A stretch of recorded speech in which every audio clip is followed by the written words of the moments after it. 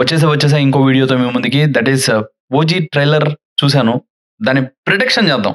Story prediction ఎలా ఉంటదని. So, ఇది మొన్నటి నుంచి జరుగుతుందనమాట. ఎలా ఉంటది ఏంటనేది. ట్రైలర్ కాకన్నా ముందే చేద్దాం అనుకున్నోడిని ట్రైలర్ వచ్చింది. సరే ట్రైలర్ ట్రైలర్ చూసి చేద్దాం ఈ కాన్సెప్ట్. సో, ఎలా ఉంటదో ఏంటని నా ఎక్స్‌పెక్టేషన్స్, నా హైపు, నా నా స్టోరీ లైను ఎంతవరకు రీచ్ అవుతది. ఒక 20-30% రీచ్ అయినా ఐ ఫీల్ వెరీ హ్యాపీ. అదనమాట సంగతి. సో, అంతకన్నా ముందు please do like, share and subscribe to Tej అనమాట.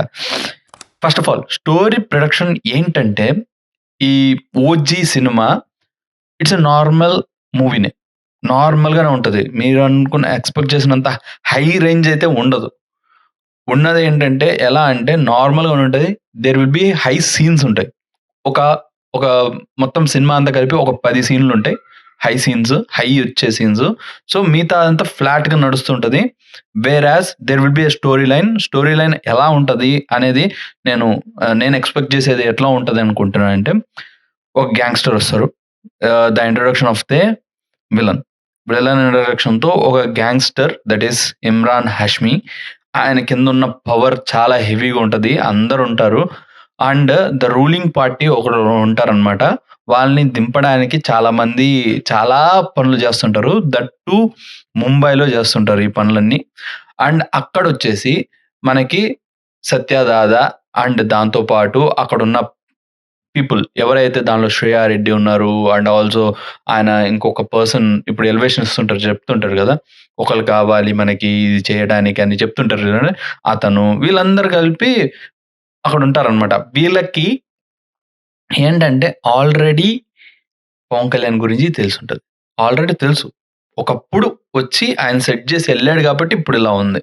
సో, మళ్ళీ వస్తాడా పవన్ కళ్యాణ్?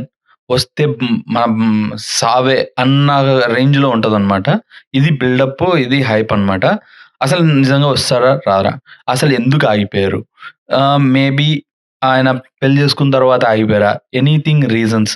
ఆయన ఒకప్పుడు గ్యాంగ్‌స్టర్. ఇప్పుడు ఎందుకు గ్యాంగ్‌స్టర్ గాదు. ఇప్పుడు రారు గదా! అనే కాన్సెప్ట్‌లో ఉంటారు. వేరాజ్ ఇక్కడ మెయిన్ రోల్ శ్రేయా రెడ్డి గారెళ్లి పవన్ కళ్యాణ్ గారిని కన్విన్స్ చేస్తారో, లేకపోతే సంథింగ్ లైక్ దట్.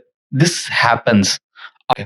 'అర్జున్ దాస్‌ది' నాకు కొంచెం తెలియట్లా. అంటే విలన్ సైడ్‌లో ఉంటాడా? లేకపోతే హీరో సైడ్ ఉంటాడా అనేది తెలీదు గానీ, ఆల్రెడీ ఇమ్రాన్ హష్మికి ఆల్రెడీ ఒకసారి ఫైట్ అయ్యుంటది.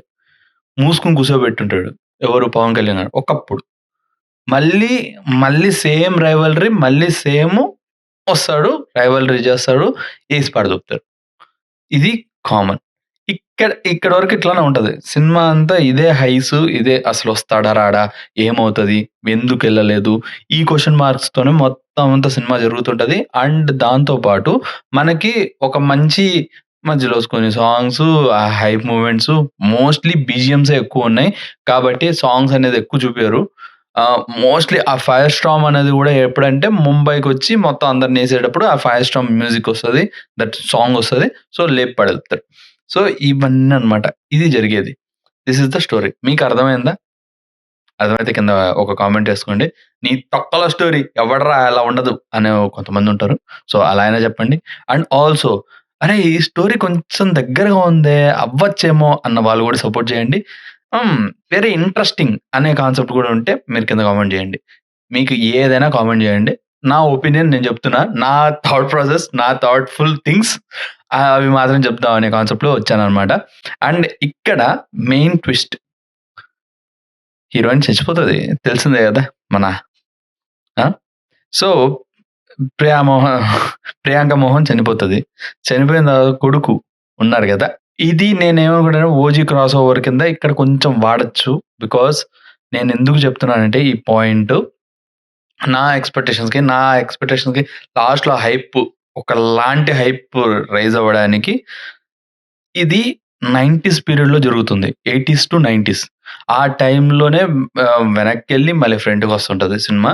సో, అంటే టు అండ్ ఫ్రో ఉంటదనమాట. అలాంటప్పుడు అప్పుడు ఒక పిల్లోడుంటాడు.